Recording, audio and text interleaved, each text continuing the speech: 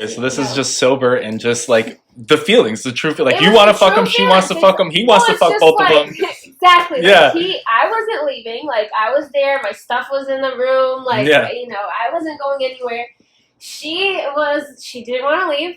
And it's just like he was horny, we were all horny, I guess, and it literally naturally happened. What up, guys? We just finished our first episode 0 of our podcast, which still doesn't have a name yet, and that's what we need you for. Let us know what you think. If you watch it, let us know what topics you like, what you want to hear more of. If you don't watch it, still let us know what topics you want to hear. And then you guys didn't get to officially meet Russ. Hey, how you doing? Russ has been one of my best friends for years. That's true.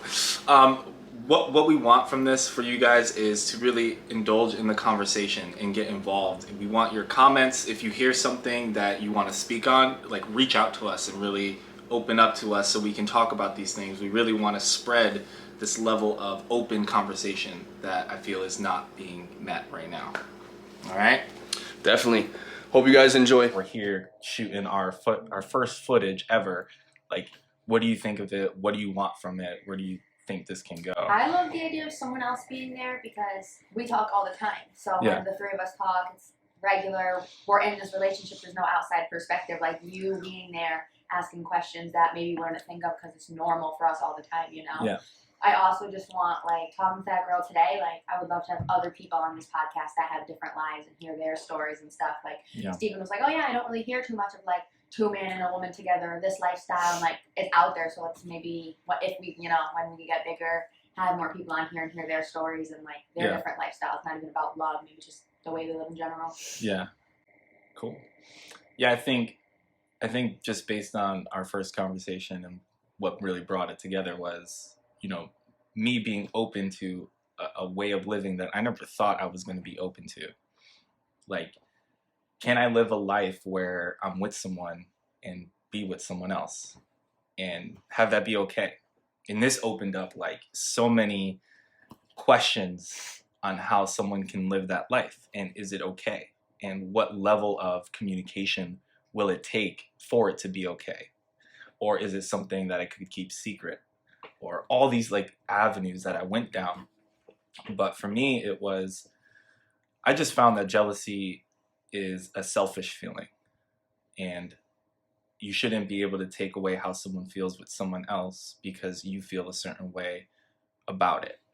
And I guess one of my questions to you guys now is, in your relationship, there's 3 people that are involved. So how do you guys deal with how you spend time together? And is it like an allotment or is it random? I think jealousy isn't a selfish thing. I think jealousy is an insecurity thing because it's stemming from something that you're feeling in yourself that maybe is an equal thing, or maybe it's like, oh, like this person did this for that person but not for me. It's just like, but I think once you build enough confidence in yourself and in your relationship, then I don't think there's room for jealousy, because you have that healthy, um, conversation, communication or whatever, then it doesn't allow room for jealousy.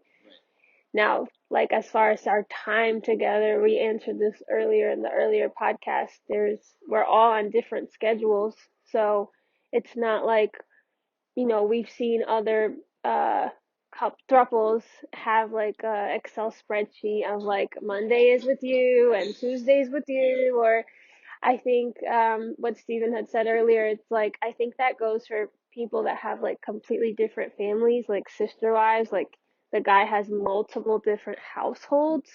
So he has to split his time to go into each and every house, right? But with us, it's just like a big family. So it's just like, Dani doesn't live with us now, but it's she basically does because she's there every day.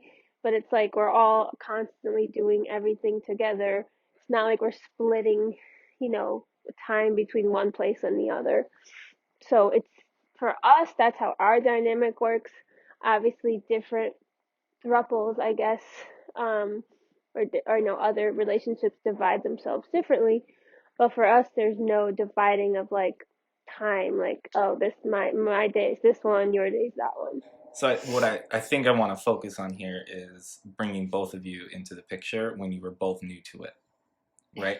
So you had an experience with multiple different thruples with you and Steven, right? We should bring it back to, I think, for people to really understand, and because we're talking about so much emotion and feeling, I think we should bring it back to like the very beginning of the relationship and why it was even possible to live what we did. Because we started probably as just, we met each other at a mutual friend's birthday party. It would probably been just another, hookup, or it could have just gone into another monogamous relationship. But from the very beginning, at that moment, Stephen and I were both not ready to be in serious relationships. One. Two, I don't think Stephen was ever ready to be in a relationship in general. And the key part of this is Stephen was honest about it, right? He was so upfront. He's like, we chilled for a little bit, and he didn't owe me any explanation, right?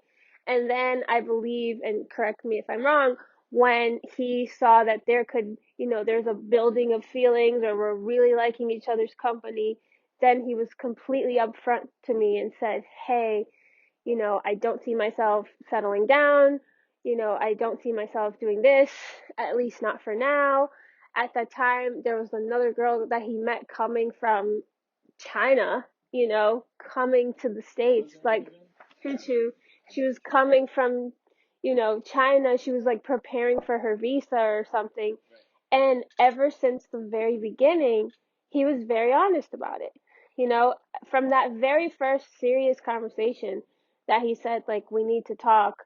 And those words usually make people so nervous, right? And it was the very beginning. He was very honest about it.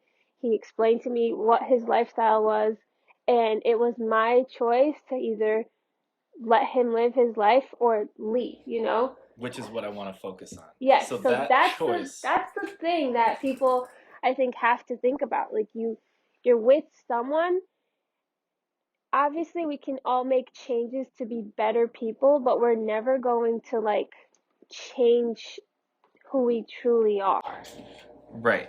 So your point is, like, you felt that Stephen is who he is, and he's coming to you in this open way where he takes what normal people, I think, would classify as an insecurity or an imperfection in their life, and said, you know what, this is who I am. This is what I deal with, and this is what I want. Well, it wasn't even an imperfection. It was, we were young. I was 22. He was 23 years old. We were just starting to live, our lives. He wasn't ready to settle down into a relationship, and usually when you settle down into a relationship, you start doing relationship things, and it's like normal you end up like not doing things with your friends because you're always within a relationship. And at that point, obviously pre-COVID, that year we must have traveled at least 6 times that year. Yeah, we started we were blowing up. We were in a travel company, so it made traveling even easier. And he wasn't ready to settle down. And I think that's what people ask, like, how did this work? Or how did you do this? Or how do you deal with this? I get that question all the time. And it's like, I've always dealt with it because it was never a surprise to me. Like, it was never hidden. It was never something like I had to like snoop through his phone to find out, or I felt something funny or whatever. Obviously, it being so new, certain things happened in our relationship that through conversation, it's like, hey, you don't have to hide that from me because I never asked you to hide it from me. And that's what built this sort of like strong bond, as a friendship first, to then turn into something more, more of like a serious relationship. It built through, trust and being able to really talk about everything, and not only about women, but about drugs, about work, about finances, about everything. Turned into a real relationship. And it turned into a real relationship naturally. So people are like, oh, how did you do it? Or how do you accept this? Or why do you do this? It's like, well, the key point is, we had trust from the very beginning, so I think that's where, in my opinion, where people's like, oh, I want to live this open lifestyle or open this. It's like, it's hard for you to become open once you've been hitting so much. Yeah. There's no trust there, Right. And then that's when the doors really go. It's almost like, so like, we know a lot of people, we have a lot of friends that, I mean, at least from our perspective, they approach relationships terribly. So it's not even like so much like how would this work? It's like, how wouldn't it work? When you're doing everything right and you're fully being authentic, you can almost have and do anything because the right door is always open and you can't go through the wrong door. It's like people that can't even have a successful monogamous relationship wonder how could you polyamory? What's the way how do you convince them? Bro, like you can't have a successful relationship if you're not even good yourself. If your personal life by yourself is a mess, why would you ever be able to, and why would you deserve it? How would you be capable of pair bonding with somebody? And then if you can't do that beautifully, how would you possibly expand it bigger than that? To another party. Yeah, like we don't want, like, we're not talking about anything specific, but people approach, the reason that our relationship worked, or any relationship that I would approach to work, is because mostly dudes, it's not even just our friends, mostly dudes lie and hide stuff. They're assholes. They meet somebody. That's my view. And they put out a whole persona of who they are. Right. It's completely fake. It's not even just like you meet somebody and I want to put on my best face, I want to make a good impression. It's like you're projecting yourself as the person that you want people to see you as, this person that you kind of wish you were, that you are not. When you move in that way, it's never going to work. Even if you get the person, it's wrong for two reasons. Even if you get the person, you don't win because they don't really love you. Like they love this idea of you that is not you, and that you probably that can you never painted be. for them and elaborated for them. And then it hurts the person because, one, you're wasting their time. So even if you're fine with that, like, I don't care, I'll get it however I could get it. Okay, they don't really love me, but I don't care. I'm still getting what I want. You're not having integrity, and you're wasting this person's time because, I mean, you're fake. Whatever they're getting into is now fake. Which is, I think, a huge thing. It's like people don't last in relationships, or relationships don't last more than a few months because that first week you're doing all this cute stuff, but that's not who you truly are. So it's just like, if there's another thing Steven was from the beginning, is he showed me his very good and his very bad, like, right. You came both simultaneously. So I was able to see the great in him, and at that part that you usually hold on to in relationships. Some people sometimes, in even, let's say, a bad relationship, all they can see is that good in that person, right? But he also was completely transparent about his bad sides. He was transparent about how he was with his mental health. He was transparent in what he did.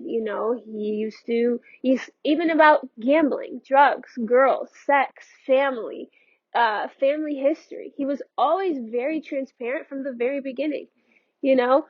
I wouldn't even look at it as like showing my good side and my bad side.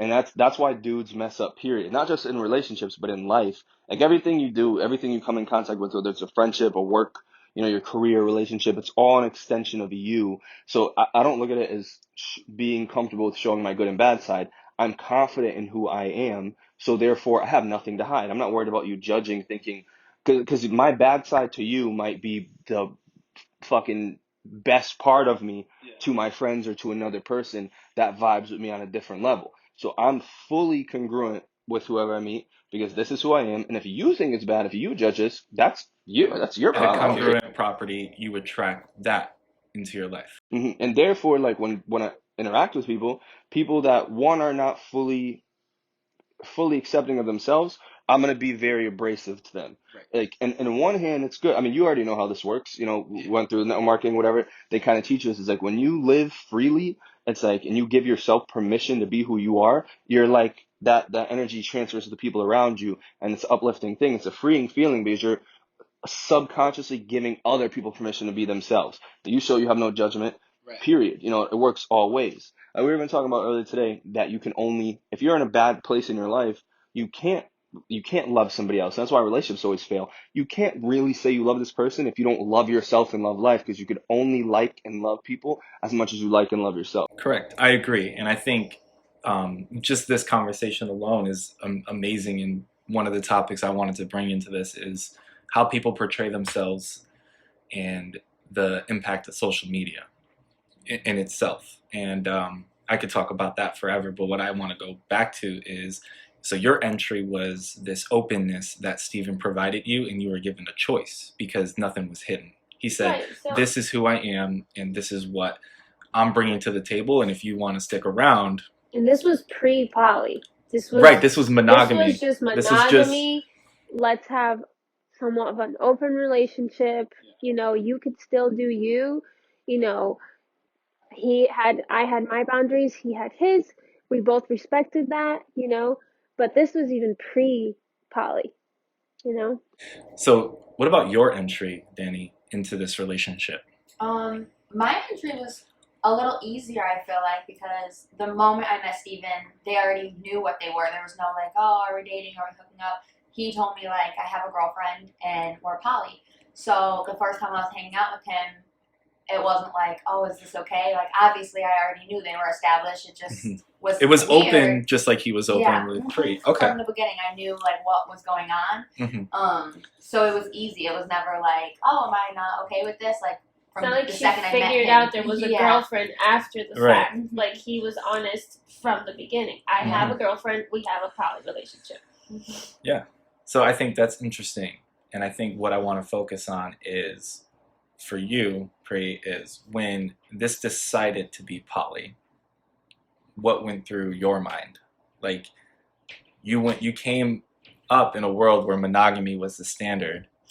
Well, and then you were introduced to this new lifestyle. And even though it was open, I feel like it had to have some impact on you. I think where I have a disagreement with a lot of people is when we started even bringing up threesomes, right? So right, every guy's fantasy. Let's go into that part, because that's the next step in this. Obviously, we had, you know, our own personal sexual life, and then there came one day, you know, and when we met, we were working really hard with our company, and we would always have people at our apartment every single time. And he was having a relationship, like a sexual, you know, relationship with one of my friends as well. And this day, we didn't plan for it. We didn't, it was like, oh, let's have a threesome or whatever. And then it was a funny thing because everyone left. We had some event at the house at that day, and then everyone left, and then it was just me, him, and her, and the other girl. I was like, Pri didn't want to leave. She's like, I'm gonna not fuck him leaving tonight. And the other girl was like, no, I'm gonna fuck him tonight. So They were both it right. was just like, I wasn't leaving. Like this, like it wasn't like, oh, he was more my man than he was hers. Like it was just weird. But like they were fucking, but like me and Steven had something a little more serious, I think. So in my mind, it's like, well, I'm not leaving. So if you're not leaving, then just watch or just join. It was literally that mentality. Like, this is like. Was there alcohol involved? At that point of the night, it must have been gone. Like, we weren't. Yeah. Nobody was drunk if that was. Okay. Yeah, I just thought it like a regular, like a beer or something. Yeah, like a glass of nothing. Like, nothing's crazy. there. So this is just sober and just like the feelings, the true feel. Like, It you was want to the fuck true him, she wants to feelings. fuck him, he wants to It's fuck just both like, of them. Exactly. Yeah. Like I wasn't leaving. Like, I was there. My stuff was in the room. Like, you know, I wasn't going anywhere. She didn't want to leave. And it's just like, he was horny, we were all horny, I guess, and it literally naturally happened. I just want to do that to point back to this. Point back to it. To this part of the podcast. Oh. For later. Okay. So it's just like, I wasn't gonna fucking leave. So Yeah. it's just like, so it just literally, it naturally happened, which is I think something that I love about how things happened in our life, because things truly happened. Was that something naturally. you experienced before? No, that was the first time I ever have had like a threesome experience. Mind you, it wasn't like a full threesome experience because she had her menstrual cycle, and so it was more like me and him were having sex, and she was like kissing us and like touching, and you know, but still the three of us. She was just a guest. She was a helper. Yeah. So this is something that blew your mind open. Do you feel like what was the impact of this night that led to where you are now? I was just like, okay, I had, and this is another part that, you know, I want to touch on. I was, let's say, bi-curious of like what it would be like to be with other women. Okay. So in our relationship, I was curious. I was always curious. I had been curious for many years prior to Steven, but I think that's natural. I thought that I was just never gonna live it, or maybe one day, you know, like, oh, you kiss a girl and that's it, like, and that was it. Then when we had the threesome with this girl, I think that opened that door of like conversation, and it's like, okay, I want to discover this a little more. Why did you think you were never gonna live it? Because I come from a very, very, very religious background. So it was like that door was like closed with a lock on it that was buried under cement. Like it was deep, and it was, I think that's society saying like monogamy is the right way, and it's because way to go. Like, you had this directory. I always had a curiosity of it, and like even porn. Like obviously I've watched multiple categories, but like my go-to category was lesbian porn. You know, like, and your curiosity opened. And my curiosity opened through that too. And then it's just like that opened the door. And Steven again being like, oh, we should have another threesome. And it didn't work with that girl. We ended up having it with another one, but it was just like, I was able to tell him, like, look, I've always been curious about what it's like to be with another girl. That goes back to congruent property.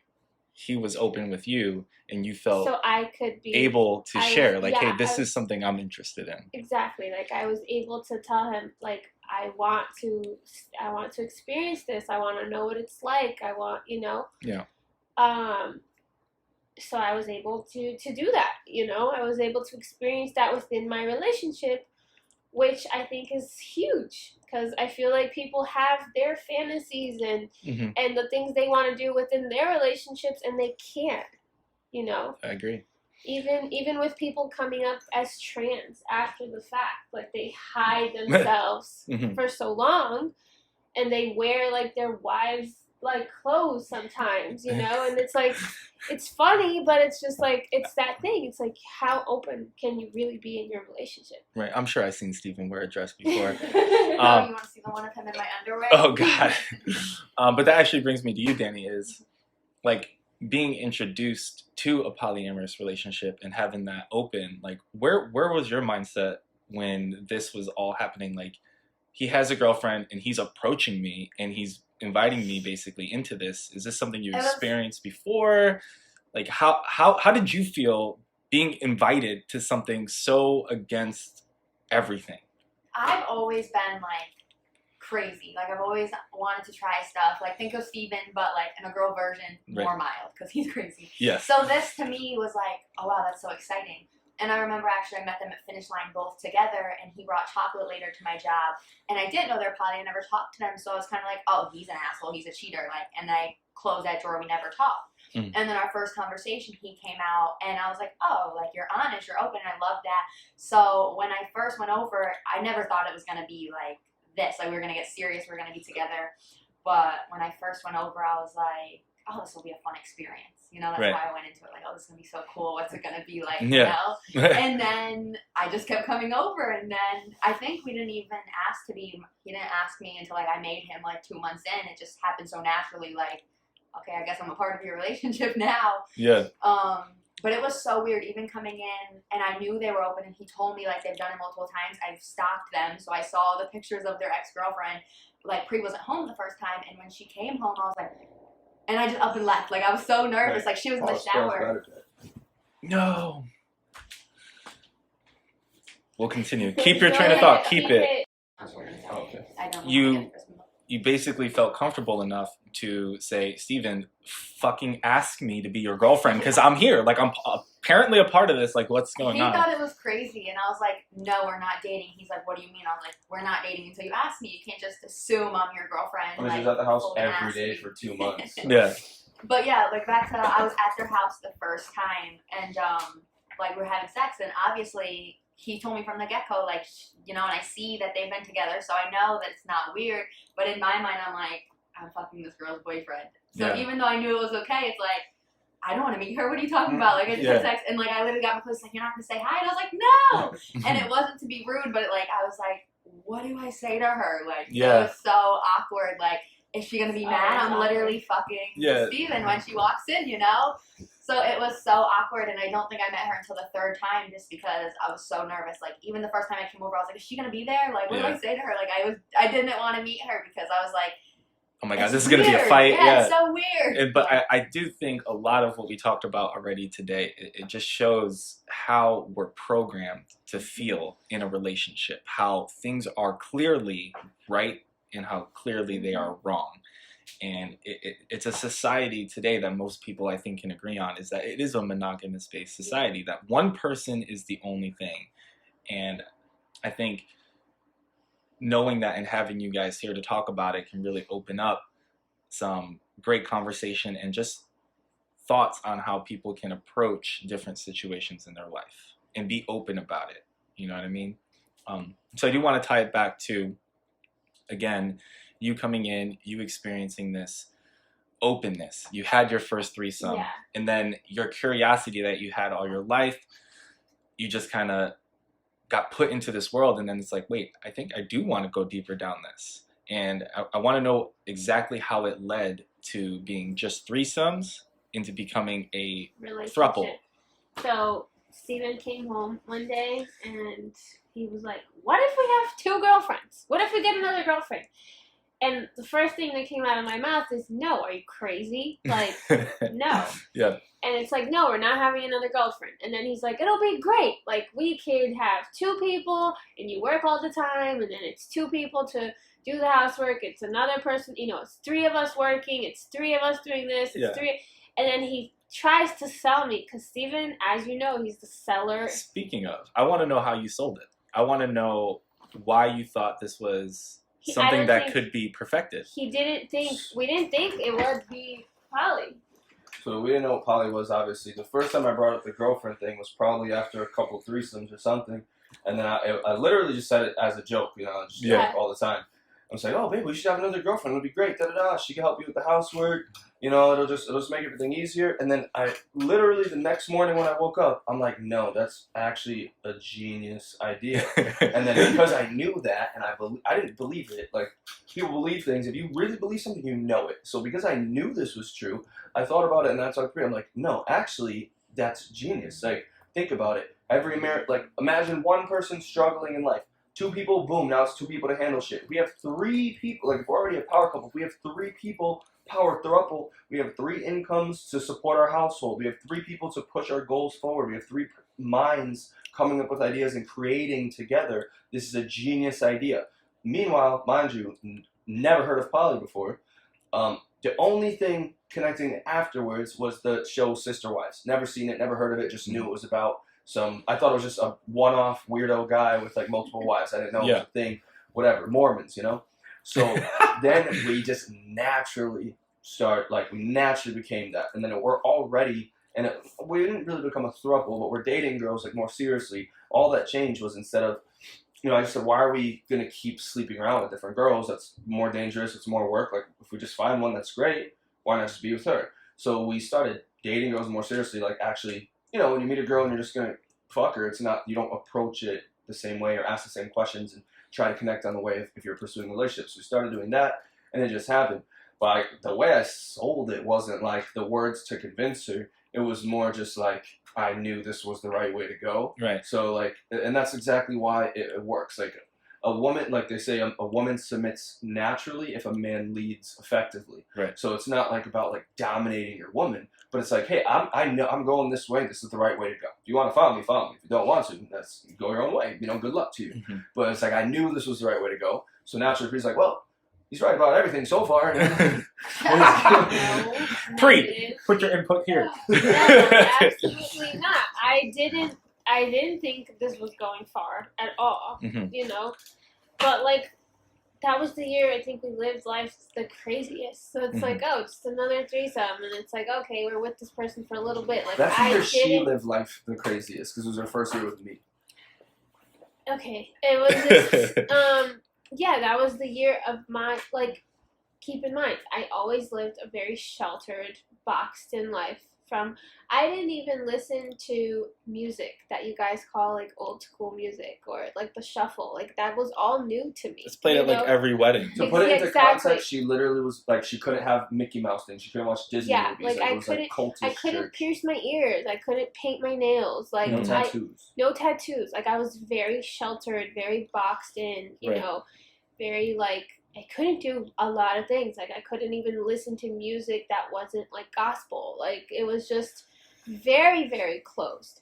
Once I left that, I started dating someone who was very closed-minded, like, macho style. Like, so even though I started listening to newer, like, music, but, like, we also lived a very sheltered, you know, very small-minded thinking.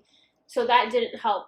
Right. With me even finding out, like, what do I like, you know, like, what kind of music do I like? You never had the chance to explore. I never had the chance to explore. Mm-hmm. So then I left that relationship, and about a year and a half after, that's when I met Steven. So then that was my, like, I was ready to live life. I wasn't ready to settle down with anyone because I had just left, like, a 5-year-long relationship, you know, and it wasn't like, oh, was it bad? No, like, I didn't know anything different, but I was so eager to, like, explore. Like, I was so eager to travel and to learn and to, like, live life, you know? So even, like, the first day we went to the movies, like, it's like, he opened the door, he was super sweet, and then, like, he goes in the car and starts playing some, like, rock metal, like, screamo shit, and I'm like, what the fuck? What the fuck is wrong with this kid? Like, I was just like, obviously I didn't say anything, but I'm just listening. I'm just, like, in my seat, like, what the fuck am I listening to? Oh my god, like, this is, like, devil music, you know? It's like, it's the first thing that came to my mind because that's always what it's been referred to, you know? It's just, like, I was just so eager to live. So it's just like, we're going to go on vacation. Shoot. Yeah, we're going to take three different kinds of shots. Sure, let's do that. We're going to, you know. Anything that was new, you were open. I was open. I was so open. You shouldn't be open to that type of music. Connects you like that, like polar opposites. It's like, hey, you want to see the world? We're going to give you the exact person that's going to take you to do that. Exactly. Like within the first month that we met, like, he introduced me to a travel company. Like, it was exactly what I needed at that time. You know, it made traveling easier. He was taking a flight to Dubai in, like, 3 weeks. He came back to Dubai, I went to my first trip, like, alone with my girlfriend, you know, with a bunch of friends. And that was another eye-opening experience. I was just living life for me. I was making my own decisions. I was making my own money, you know, so I could do whatever I wanted, you know. I didn't have to, like, oh, Dad, can you do this, you know, like, I could really live life for me, you know. So that was a huge part as well of, like, oh, like, how did this all start? I was so eager to, like, live life in every way, you know. So it's like, even there's a birthday, I don't know, was skydiving pre-poly? First time you went skydiving? Yeah. I don't know. I don't know if we had already had threesomes or, like, what the thing was, but, like, we were planning. It was my birthday coming up, and then I was thinking of going to the casino, and he's like, well, why don't we go to California? And I'm like, can we go skydiving? And it's like, can that be my birthday gift? Like, I want to go skydiving. And then within us, like, we decided to go to California like the day before. We went to California. I pierced my ears. I got a tattoo. We went skydiving. I don't know if I said that, and then we did acid, like all in a 3-day span. Like, yes, she said acid. Yes, by the way, the drug. So it's just like, even that, it's just like, you know, it was just like life. Like I wanted to live. It was after our threesomes, but definitely before any like poly relationship. Right. But even the piercing of the ears, like I said it in our earlier podcast, like the first that we met, and then the end of that year, like around October, we went to, we did a California tour. Like we started in San Francisco and ended up in Vegas. And that's when I got my second thing pierced. And I was so excited. And he didn't understand what that meant to me. I was just so like, I'm going to pierce my ears. I'm going to do it because I want to. Like, you know, and it's like, I felt like, fuck, I have to tell my parents this. You know, like I'm doing something wrong, you know. The rebel in me, you know, because I was so, from my entire life, it's a huge sin. You can't do it, blah, blah, blah. So it's like, feeling relieved or like, you know, like free, like freedom from that, you know, like what it's like an oppression kind of thing in a way, you know. And then I was just so excited. He's like, "Why are you so excited? It's just your ears pierced." Like he already had like multiple piercings. He's like, "What's the big deal?" I'm like, you don't understand. Like this is so exciting to me. Mm-hmm. To then I showed my mom, and she's like, "Oh my God, I can't believe you did it," you know. But it's just like, I did it. Like, and this is part of me. This is what I want to do, you know. To then go back the following year, you know, for my birthday, and it's like, okay, I'm ready to do another one, you know, and it's like, okay, it already felt lighter to do it again, you know, so you felt okay. Felt this openness, like you kind of got this rush, I feel, when you started doing these things, like piercing your ear. It was something so simple as piercing my ear, but it was just like, I'm living life for me, you know. Is that something that you felt was like the start to being open to the polyamorous relationship, to being in that throuple? It's a huge part of it. I think the whole religion aspect of it plays a huge part even till today, right? Because it's like when you grow up in the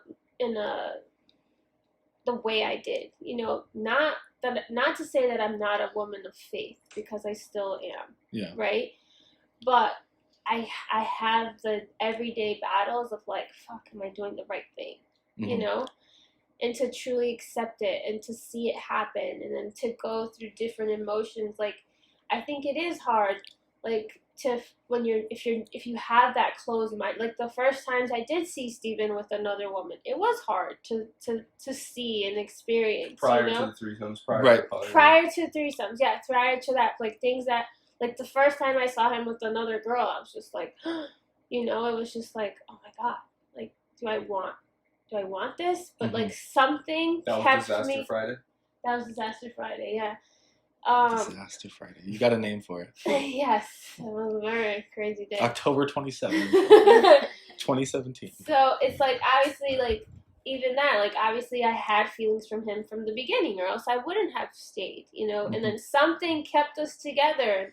I talked to my best friend, Steph, which I absolutely think she'll be part of the podcast at some point. And then I'm just like, what the fuck? How am I still here? Like, what am I doing here? Why am I accepting of this stuff? Like, what's going on here?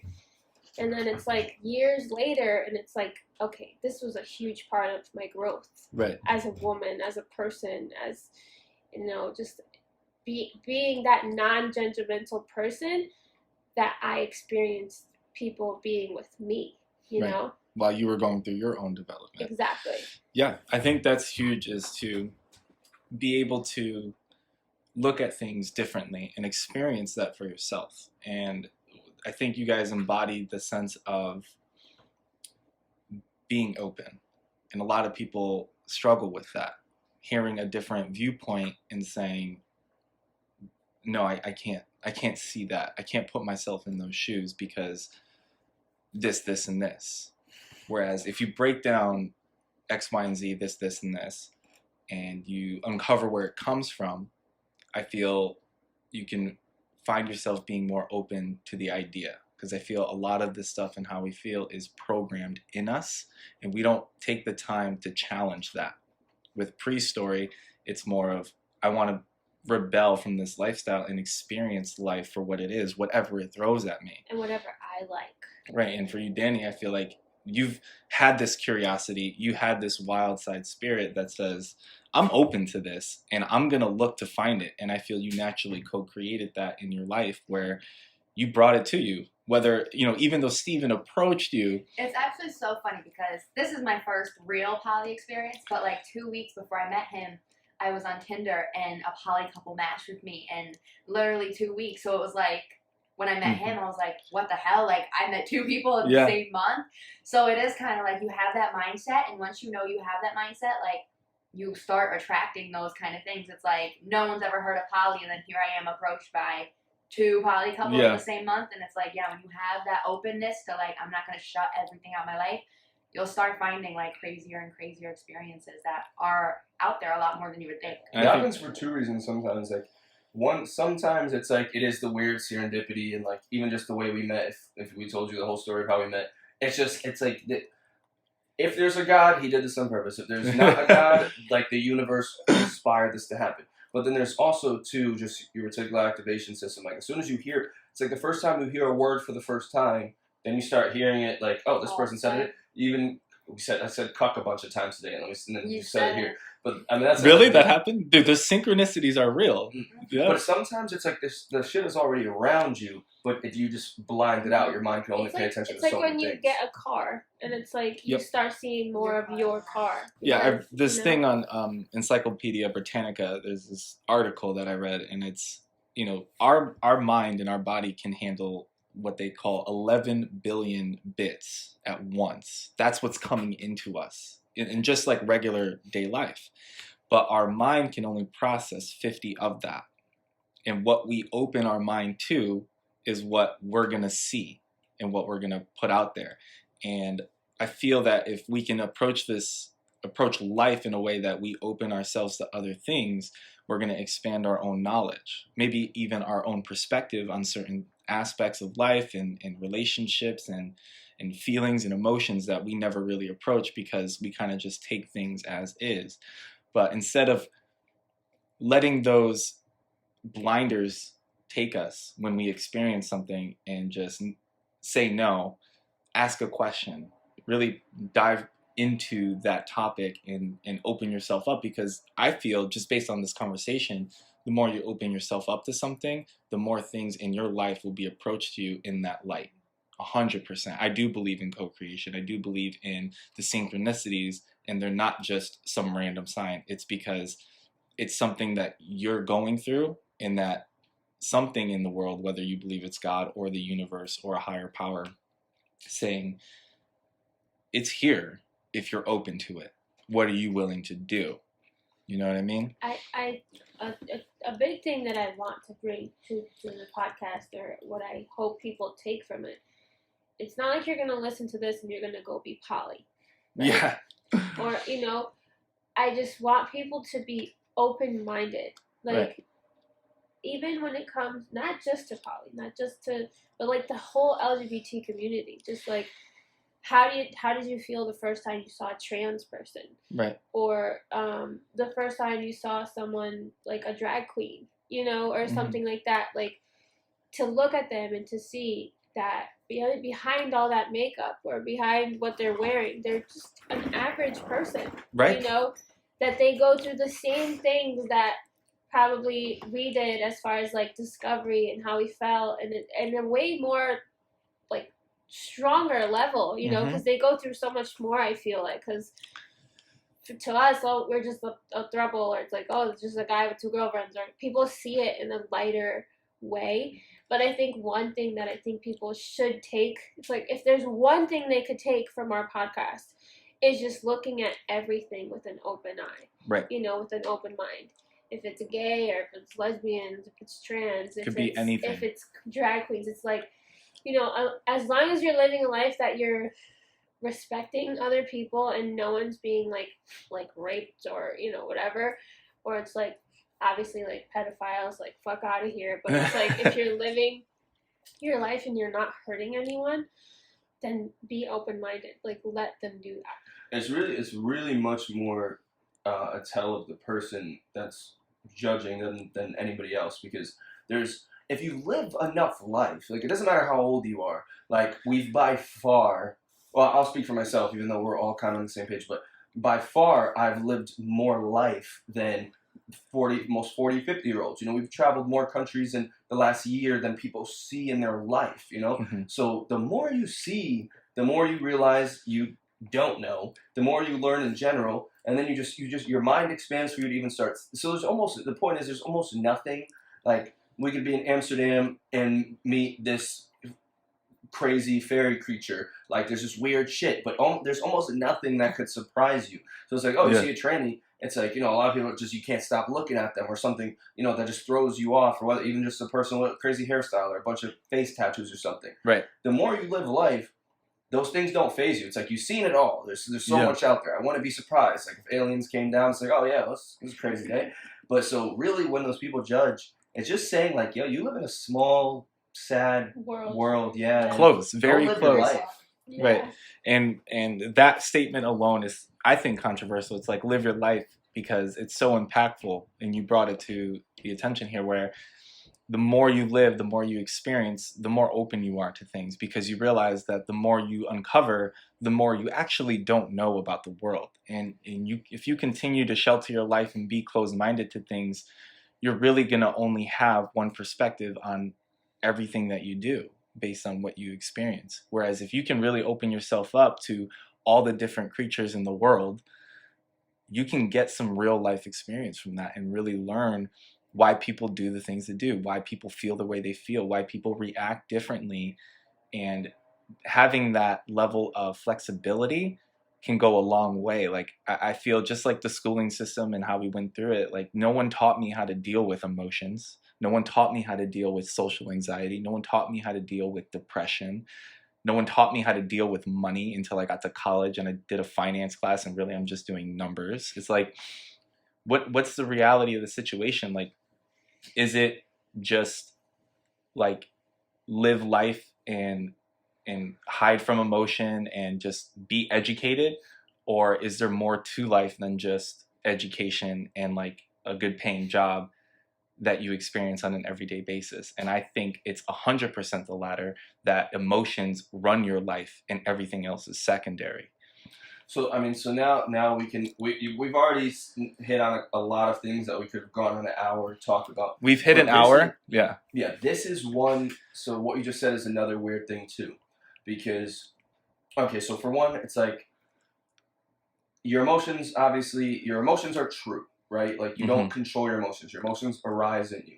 How you deal with them and how you react to them, that's completely on you, for better or for worse. But just because they are true does not mean that they are I don't know if valid would be the right word, because let's say, for instance, Pri gets jealous of something. Her emotion is jealousy. That's what she's experiencing right now. She's valid to experience that. That does not mean she's justified in feeling jealous. Because your emotions are, just the 5 pieces of life puzzle. Like your emotions are created by the way that you're seeing the world. And that comes to all the things that you've learned so far. So maybe as you grow, your philosophy expands, and now jealousy no longer fits into the way that you see the world. So with that thing that you said about emotions being first, that's controversial, because people could say, no, emotions are true, and then other people could say, no, absolutely not. Who cares how you feel? Facts are true. But the emotions help you process the facts and what you do with those facts.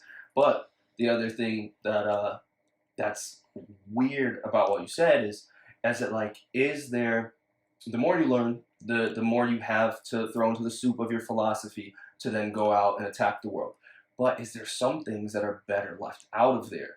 Because, I think we agree, I think you already said it, that's like, no, go take it in. Go take everything in. Anything you can consume should be consumed, because it is real, and therefore it's justified in its existence. It plays into our life somehow. Right. But are there some things better left unsaid? Are there some things you shouldn't see and you wish you could take it back, and now you can't? And now this dark fucking chemical X you put in your philosophy soup is now forced now you have to go through the world. It's more of a burden than a power to have this knowledge. Right. I mean, I think my point, like, let's say we like go to some random country and we see like a civilization that like is eating human skulls. That is something you shouldn't see and maybe shouldn't bring back into your life as like a way to live. Go ahead. I actually have a random topic about that, so one day we can talk about cannibalism, but keep going. Yeah. But that, like, obviously there's things that are out of this world, and I think it's the level of comfort that comes back to your sense of self, right? Which is a major driving point of who you are. And I think I want to separate what you're going down and what I'm going down is open yourself to other ideas, accept reality for what it is, in other people, and real feelings. Can I say a thing and you elaborate on what you think it really is? Do you feel that men and women are taught to feel emotions differently? Because you were saying how, like, oh, people don't look at what I was feeling, or, you know, they didn't teach me how about emotions or depression or this and that. But you can also take it as to like they taught you not to feel because you're a man and you're supposed to be strong and you're supposed to do this. It's like, oh, don't be a pussy, like, you know, or even as you said, when we first started talking, like my first reaction to you was like, wow, this man's a fucking asshole. Like he loves two people at the same time. And I didn't question how you felt, you know, it was just like, my initial thought is just you have to suppress your emotions because you're fucked up by doing this to the other person. You know, so I think you're taught to not feel your emotion. Right. And my point is, yes, I think women and men are taught to feel different ways. Like in a relationship where you guys are open, right? And Steven was in a monogamous relationship with you and he goes and fucks someone else. In your world, you're not doing enough. Society says, well, you can't keep your man, like something's not happening, like you're not doing enough to keep him satisfied to come back to you, and that's why he's going out. Whereas in a man's world, it's like, yo, you got some booty, yo, I want to hear about it, yo, you gonna tell Pri, like that's what's up, like I'm gonna dap him up, like that's the idea behind the male and the female. It's viewed differently, and that's what society pressures you on. And same thing, like if I'm in an open relationship and I say, I'm okay with my girl going out and living her life. And and if that experience leads to sex with another man but comes back to me, I'm okay with it. Okay, but a man views that as, yo, you're a pussy. Like, you're really going to let another man slay your girl? Like, what does that say to you? Like, you're obviously not putting up enough. Like, maybe you're not financially ready. Maybe you're not laying it down. Like, you're not laying enough pipe. Like, whatever the fuck is. I'm going to get made fun of because I'm not. Like they just see it as I'm not doing enough. Like I'm not man enough. We already started on this conversation before, and I do disagree that you think those are the same thing because they're not. They're fundamentally different. It's people. The perception that society has on it is affecting how we view it and what we're gonna do. Yeah. But it does stem from somewhere. That's just like we said. If the emotion arises, it's valid. It's real. It's happening for a reason. Yeah. But how we interpret it and what it means isn't necessarily concrete. So there is a reason, though, why it is more acceptable for the guy to go and have multiple females as opposed to the female having multiple men. It doesn't mean they shouldn't do it if that's what they want to do. But before we even go down that rabbit hole, I think you might have misinterpreted what I said about the bad thing in your philosophy. Like the thing that you wish you didn't know. Like if I tell, like you won't be able to handle the truth kind of thing. You said like, you know, the cannibals or whatever. I'm not saying like, there's obviously things that it's like, oh yeah, like people murder, like you shouldn't be watching videos of, you know, on Facebook, they'll share murders and shit like that. Murder porn. Like, there's no, okay, but you shouldn't be watching those. You don't have no reason to put that into your psyche. Of course, be aware that bad things happen, they exist. Yeah. That's not what you should be flooding into your psyche. What I mean by those bad things that you wish you didn't know are like, I can't even think of a real physical example, but there's like, I don't even think about it like from the Matrix or something. Like if you find out that something, like let's say you find out, oh, this is not real. Let's say you find out God is not real or God is real or whatever. But now this one thing changes how you move through life completely. Right. Is that good that you found that out if it's true, or is it better to live in ignorance of certain things? That's a tough one because depending on the situation, it could be completely different. But I think there's positive reasons to live in ignorance. And that's where ignorance is bliss comes in handy. Like, just think of like a corporation that's super corrupt, right? Like, we could talk about the opioid crisis. Like, and I get hired as the VP of sales, right? And I'm making all this bukus of money, and I'm being told that I need to stress a certain product, but I don't know that that product is getting people addicted to opioid, which is another version of heroin. And my level of pushing this is adding to the opioid crisis, right? So I'm ignorant to the idea of this happening. But as I go on and I'm talking to my sales reps, and then I'm hearing stories through my sales rep that it's the hillbilly drug, and that, people are asking for more. And, I'm hearing that there's deaths coming from overdose from this product. And then it becomes more fluent. And then I start to become known to this idea that what I'm actually doing, what is a positive in my life, that I'm making a ton of money and I'm pushing out, this incredible experience for my family, but also pushing out a substance so aggressively, something that I know I am doing what I'm told to do, what I'm in a position for, and I know I'm doing well at, and I'm killing people. And then once I know, like, if I were to put myself in that situation, which I got from HBO Max documentary, it's ignorance is bliss. Because once I find out that I'm doing the wrong thing, now I have to challenge what I believe in. Do I believe in money and the lifestyle that I'm living, and the position of power that I have over these people in a company that's a multi-billion-dollar company, and just say, stick with it? And if the FBI come raids me, I'm just like, my boss told me to do this, and play that card? Or can I live with this level of guilt that what I'm doing is really ruining people's lives? And I think that comes down to the person to who you are. Like, if you are faced with that decision where you find out something and you don't agree with it, and it's mind-blowing, and now you know the truth, I think every person has the decision to walk away from it in that sense. Okay, so that's a good practical example, but that's where you've been living one way, and now you're presented with new information. You now have to reassess and make a choice. I thought of a real life example. Cool. Because as soon as I had the Matrix thing, so all right, well, how does that really apply? It might not happen. Here's a real life example. You go through your life thinking whatever you view about men and women. We all have a general similar view of what men and women are in society. Let's say then for me, it is a real example. So there was a point in my life where I fucked many married women, many girls in relationships, and then it started becoming so obvious. Before, I'm like, no, people, like, guys cheat, girls don't cheat, like, that's fucked up. Girls have respect, girls don't do that type of shit, like, that's what men do. And then girls would come through, the late night text, day later I see, oh, happy anniversary, babe. Like, what? And then fucking one time I saw some girl that me and another friend, you know him too, but I'll leave his name out, she posted, oh, happy 3-year anniversary, da-da-da. And he's like, I just fucked her last week. And I'm like, dude, me too.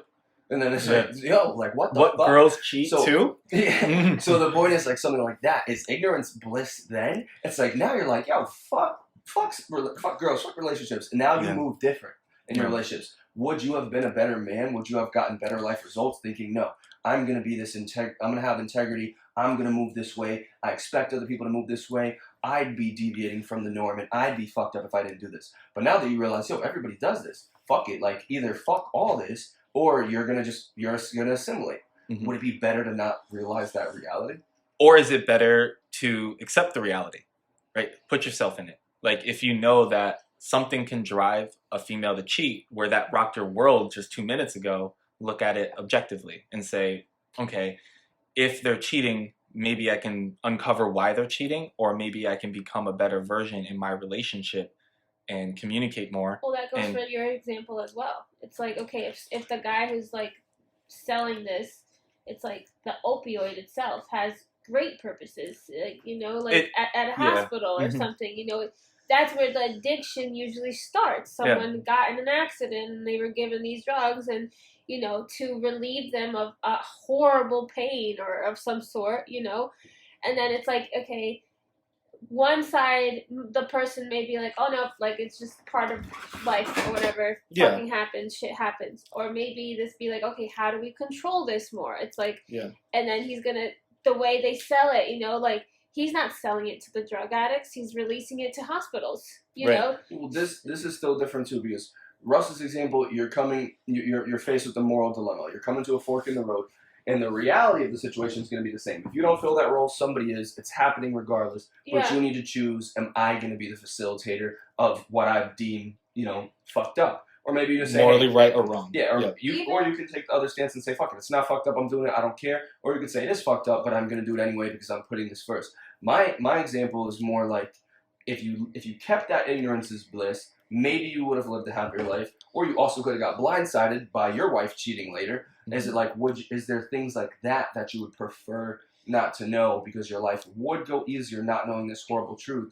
Or is it always better to destroy your childish naivete and learn more about the world, whether it's harsh or not? Right. I think actually going through an experience like that is the best personal growth anyone can ever go through in that, right? That what I would call as a rude awakening in this sense, right?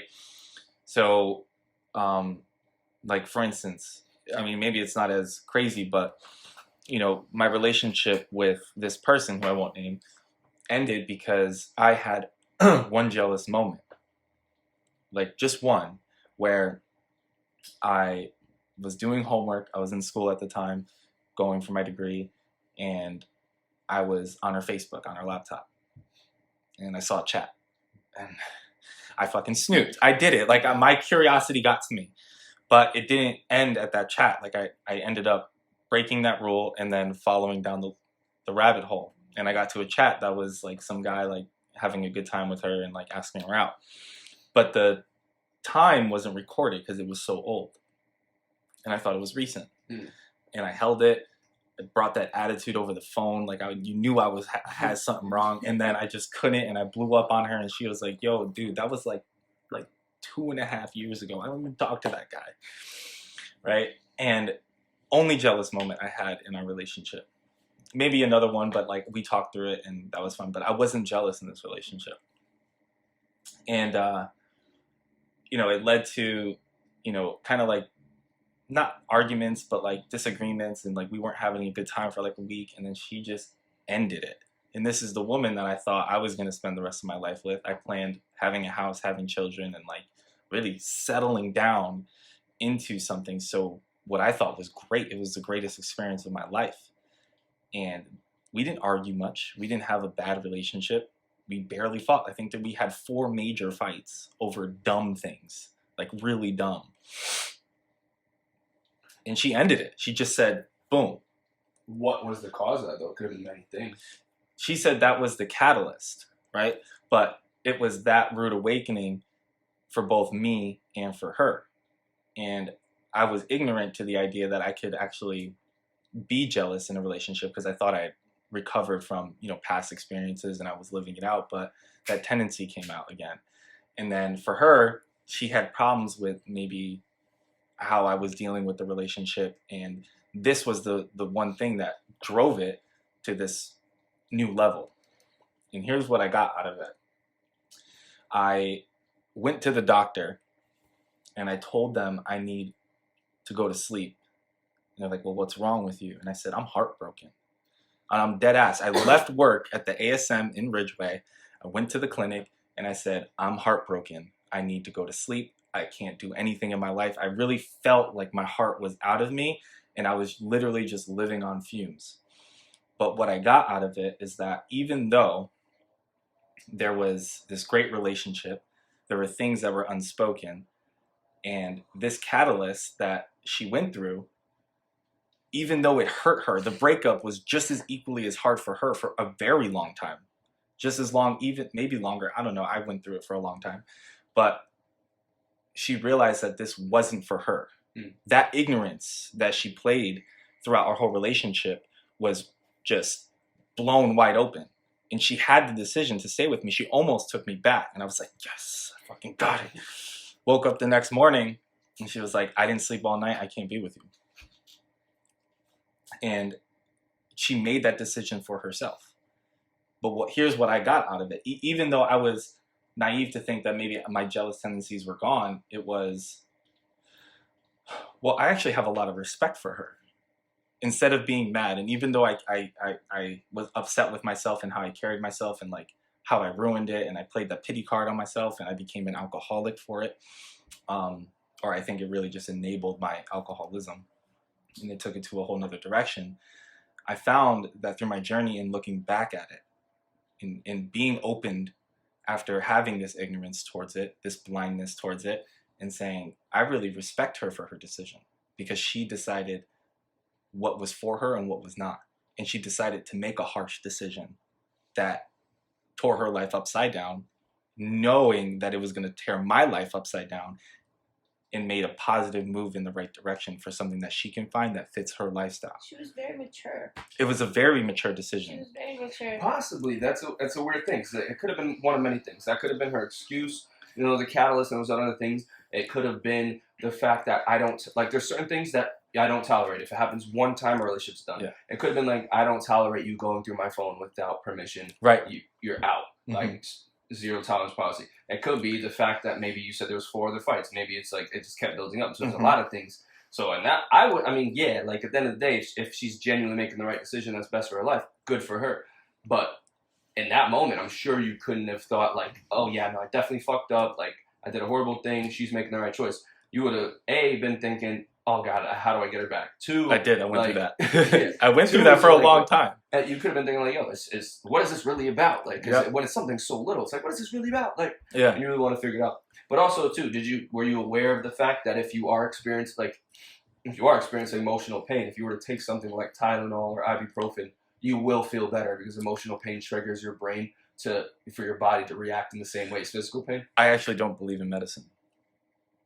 I don't, like, if I'm sick, unless I have to, like antibiotics for when I have strep throat, which I get once a year, twice a year sometimes, because that turns into like other bad things with my throat, tonsillitis, which I had, which is terrible. I don't believe in medicine. You can't.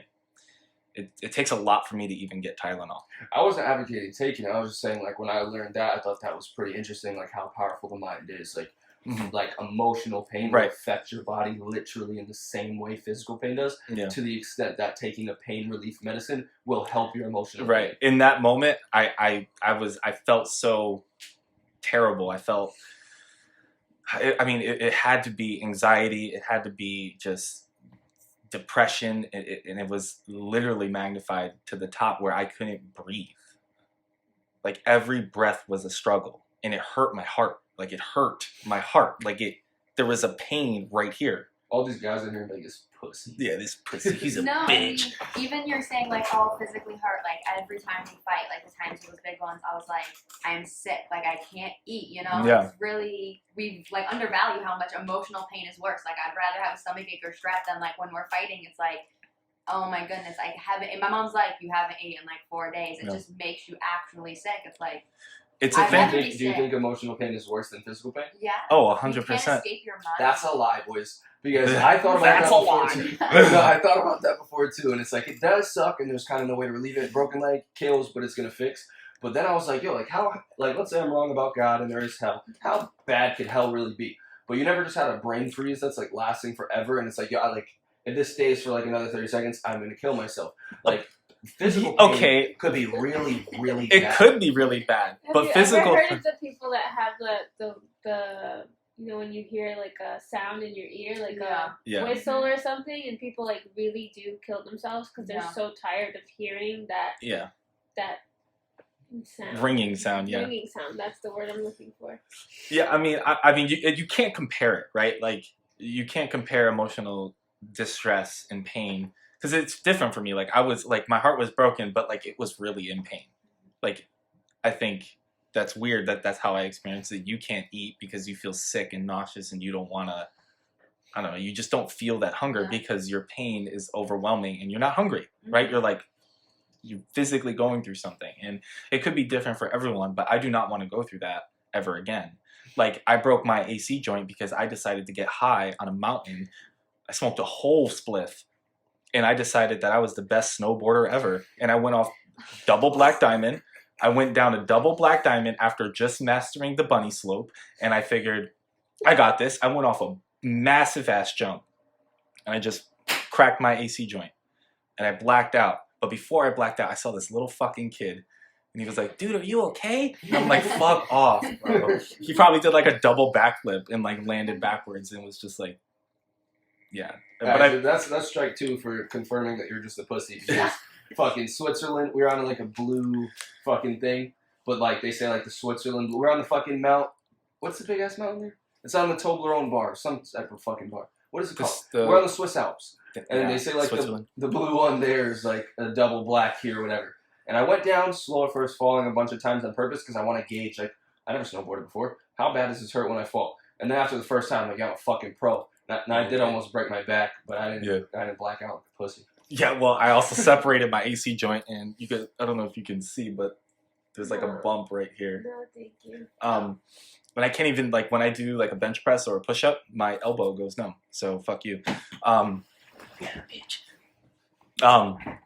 But yeah, no, it was just like that physical pain was bad, but it's like, sure, like, good thing it was my left arm because I can still masturbate. But like, all I had to do was sit here like this, like, and I didn't have to move. Like, I physically couldn't breathe or sleep, and what it did to my mind mentally really destroyed me.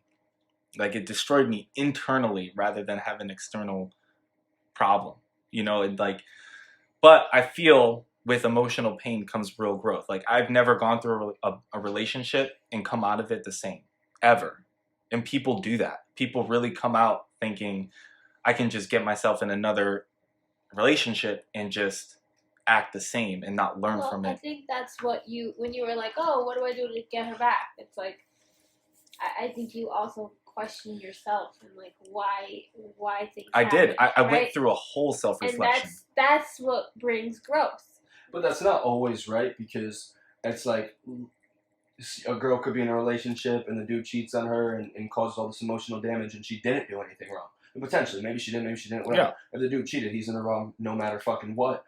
But then again, but then again, still, the girl is also, it's like, why are you with this dude that's clearly exhibiting other cues of lack of integrity and whatnot? Yeah. But the point is, like, she can get hurt and come out of the relationship like, damn, why did he cheat on me, da-da-da, and then change for the worse, or just change in an arbitrary way that shouldn't have been caused. I look at it as a personal growth. People don't have this perspective, and that's why I think this podcast is great, because we can bring this to people. And like, I want people to be able to reflect on some of the decisions they made, and I want to bring people on here that have gone through traumatic experiences and talk about it and maybe approach it in ways that they wouldn't normally even think about approaching it. But for me personally, I feel that if I'm not learning anything from failing, then I'm not only taking a step back, I'm taking 10 steps back, because I'm only going to put myself in that situation, and I never want to do that. Like, if I'm going to fail, I want to fail forward. And I always took that advice. I learned it at a very young age, but it wasn't until I started to really reflect on these situations and what I put myself in and how I never want to be in that situation again. Like, a lot of my jealousy came from an inadequacy that I provided. And then I realized, well, I'm just with a shady bitch this time around, and she's provoking my jealousy. And when she cheated on me, it just validated my feelings. And then I said, I don't want to be in a situation that someone wants to be with someone else. And then that's when I found the girl that broke my heart. And I put myself back in that. I had one slip up where I went back to the old habits, and everything came crumbling down. And then from there, it's like, where does my jealousy come from? And that's where this conversation came from. It's just, is it something that I have a problem with? Is it me being selfish? Is jealousy a control thing? And it is. And I've realized that there's a lot of things in my life that I'm in control of, but there's even more things that I'm not in control of. And that's how people feel towards other people, how their relationships are. And I can't change that. And I don't want to change that anymore. I don't want to be a part of any of that. If you feel a certain way, feelings are valid, like you had said, going back to that. What you feel is real, and I want to talk about it, because no one talked about my feelings when I went through my situation. I want to talk about what's real and what's not, and I want to have a mature conversation about how we can move forward from this.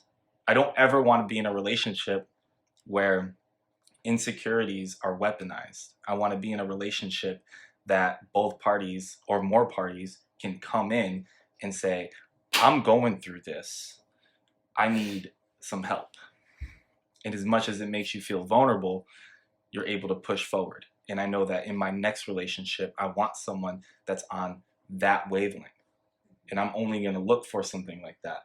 And that's why dating websites fucking suck. Oh my God, they're so superficial. I think what you're saying is something that a lot of people want, but then when they get it, it's hard to accept. Why? Because it's like, when you have someone look you straight in the face and say that what you're feeling is wrong, or like when they show you, but why don't you think about this, this, and this? Right. It's hard to accept sometimes. Of course. Right? So, yes, everyone should be looking for that and want to be in that same level. Mm-hmm. But I think really keep your mind open when that person does tell you, like, the honest truth or whatever, or like the hard truth or whatever brutal the case, truth. The brutal truth. And then it's just like, fuck, now you really have to analyze and be like, okay, then yeah, I'm upset about this and I'm valid, but look at this, this, and this. Right. And that, I feel that goes to what she had when she made that decision. Like she found out something that wasn't right. And even though it was painful to move forward, she made that decision. That's not the only option, right? Like there's levels of compromise, right? And there's 5 levels, and I can't remember their names, but meeting in the middle is being able to compromise, where both parties sacrifice, come to some conclusion, and that's what you agree on. But to have that conversation is what most relationships fail at. Exactly. Instead, they weaponize their insecurities, throw them at you as manipulation to make you feel like shit. But that's another thing too, though. It's not that the relationship is failing when you guys are doing something wrong in the relationship. Could be, but not really, because you have to look at the people in the relationship. It's like either one or both, usually both, because otherwise the person that is already beyond that, they're going to recognize that this person's not fit for a relationship. But the problem isn't even the relationship. You can't fix the relationship when both people are broken. Right. 2 broken people don't have the tools to make this work. So it's not even like the person's meaning to weaponize. The person might not even have bad intentions. They just don't fucking know. No, they don't know. Right, exactly. Know what to do with you. Right, and just another reason why this conversation is important, why these conversations we have are so important, and why this podcast, I think, has a direction, is because it's these topics that are important. These are the conversations that I need to bring to light, because that recognition of knowing that you're doing something bad, or there's something that needs to be talked about that is being swept under the rug and just keeps piling up. Like, we can provide that perspective. We can just give that, and that's what I want to do. Like, that's just from my experiences alone. Like, my idea of my next partner or relationship or someone I want to get serious with is way, way up here as far as standards go. And if, like, I'm actually happier being alone for a really long fucking time and finding someone that, like, I enjoy than going through shit, because it's a waste of my time. Like, I don't want to invest, because I'm not someone that's going to sit here and say, I'm going to give you like 100% of my attention and you're not going to give me enough, and just throw it all away. Or I half-ass it as a version just to be like temporarily happy because I'm getting something that I want out of it selfishly. I can't live that life. Like, I think it's dirty because I'm just doing it for all the wrong reasons. Whereas if I can find someone and have a strong foundation, I feel like it can set something else up really big in the future, something that I want.